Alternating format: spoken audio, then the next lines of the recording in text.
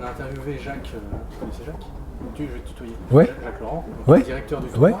stadiste depuis très longtemps. Il définissait le stadiste, il s'agit de ça aujourd'hui, comme un sportif différent.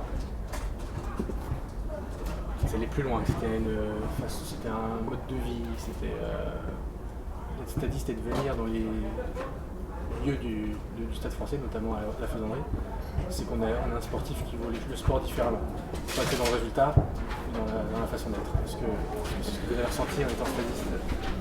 Ouais, enfin moi, ce que je trouve évident, c'est que le Stade Français, enfin en particulier la Faisanderie, plus que Géo André qui est plus urbain, c'est vraiment différent de tout ce qu'on peut trouver comme autres clubs, même les beaux clubs qu'on trouve, le Racing, enfin bon, tous ceux qu'on connaît au Bois de Boulogne, tout ça, le stade c'est quand même très différent parce qu'il y a un espace qui est nulle part ailleurs et qu'il y a un poumon autour, qui est ce parc de Saint-Cloud.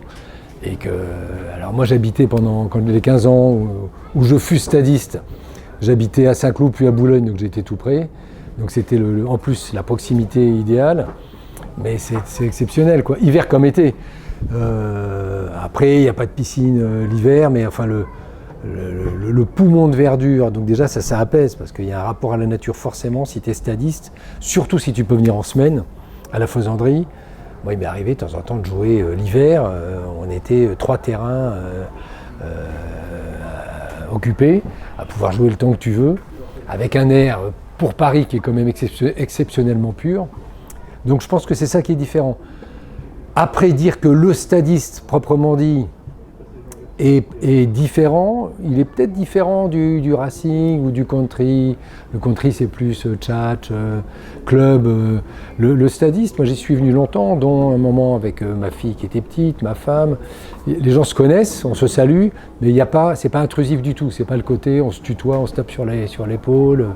Après, si les gens ont envie de prendre un verre ensemble ou que les enfants ont des affinités, qui jouent ensemble ou qui sont ensemble à une activité sportive, ça match, hein. Il n'y a pas non plus de trucs. Mais c'est un club assez élégant pour ça. C'est pas le club... après, sportivement pur, est-ce que le stadiste est différent des autres sportifs? Je n'irai pas jusque-là, parce que je pense qu'il y a de tout dans tous les clubs. Et il y a beaucoup, je pense, de stadistes, et de stadistes qui restent longtemps, comme moi je suis resté. Moi, j'ai quitté le club parce que je suis parti vivre à l'autre bout de Paris, et que mettre 1 heure de transport ou de voiture pour venir jouer 1 heure, 1 heure et demie au tennis. Voilà, donc maintenant je joue dans mon coin, à l'est parisien. Mais pour moi, si tu es dans l'ouest parisien, il n'y a pas mieux que le stade français, c'est sûr. Si on reste en tennis, évidemment, Jacques vend ce terme parce que c'est le porte qui est né dedans. Je pense qu'il voulait dire que l'association elle a tellement d'années, elle a 138 ans je crois cette année.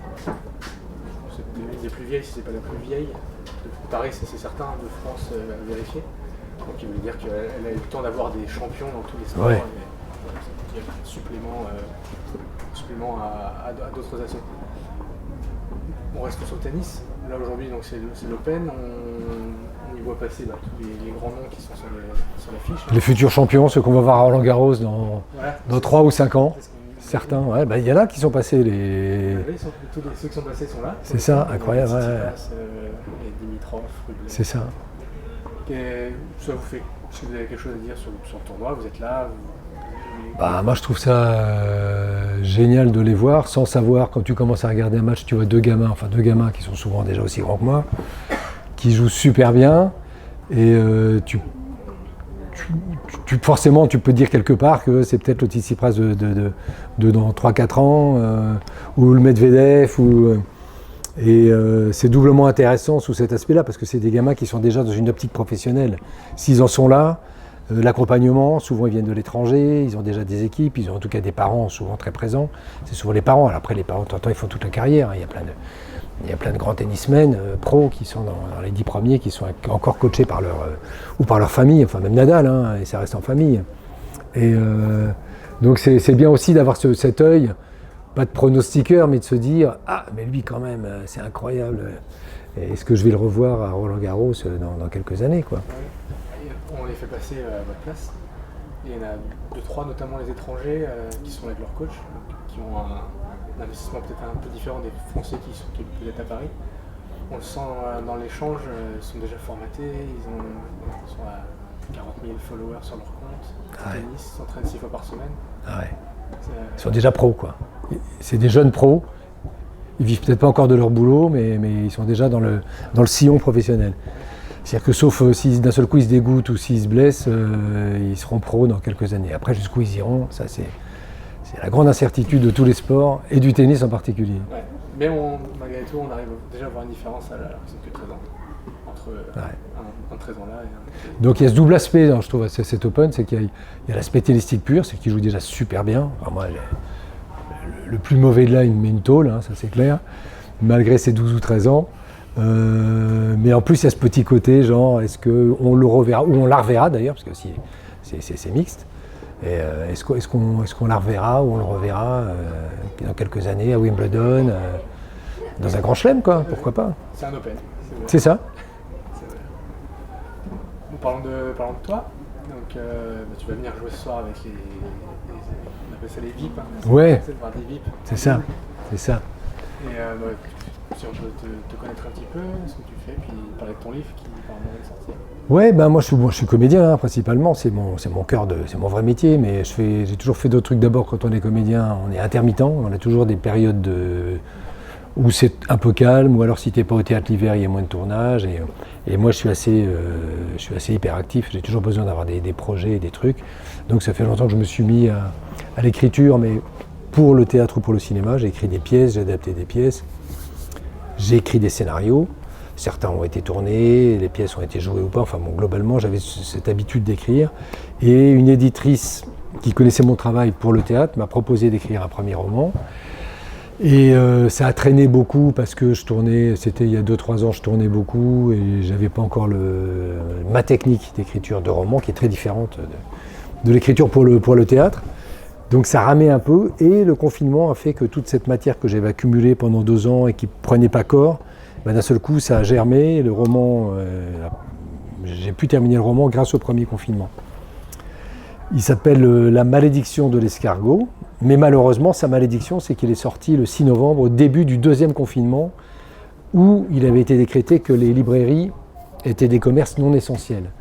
Donc sortir un roman et a fortiori un premier roman quand les librairies sont fermées, c'est pas l'idéal quoi. Donc le roman a un peu fait flop parce que quand ça a rouvert, il y avait plein de romans comme moi qui s'étaient accumulés.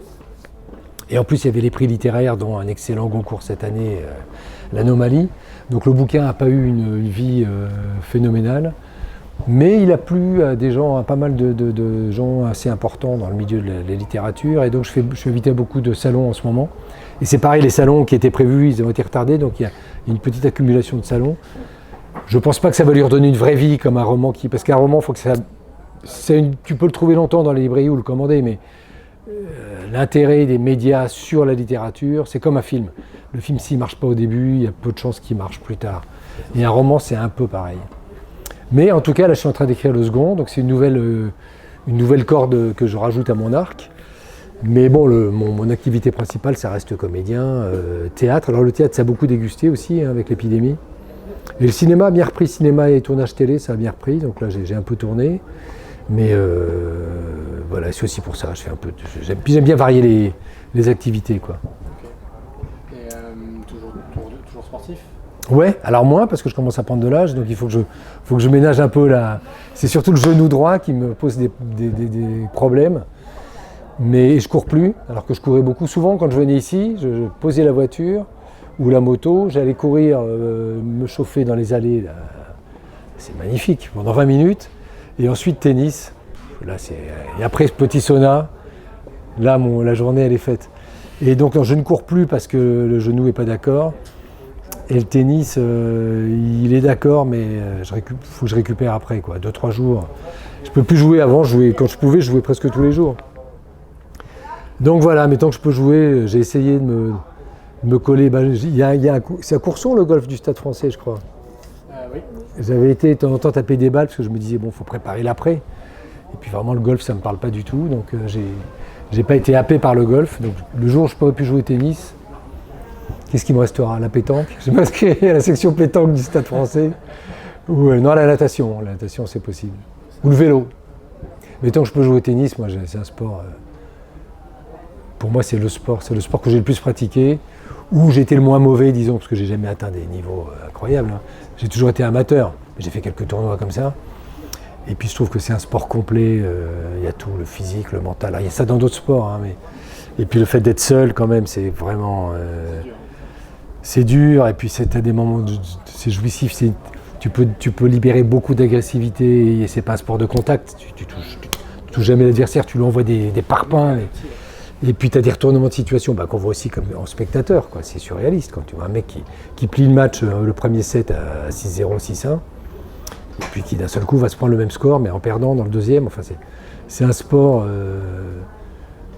Moi j'ai souvent dit que moi je dois beaucoup au tennis. Le tennis ne me doit rien parce que j'ai rien à porter au tennis, mais moi le tennis me doit beaucoup. Ça a été un sport. C'est le sport qui m'a accompagné depuis que j'ai 7-8 ans, donc ça commence à faire. Et puis tant que je pourrai, tant que mon putain de genou voudra bien me suivre, je continuerai, quoi. C'est mon sport de prédilection. Et dans ce club, là en plus c'est terre battue, c'est royal. Ça va être un plaisir là, de venir. Là je suis content de rejouer parce que ça fait 6 ans que j'ai quitté le stade et donc 6 ans que j'ai pas joué ici. Je suis ravi de retrouver les terrains. Ok, merci. Mais c'est moi qui te remercie.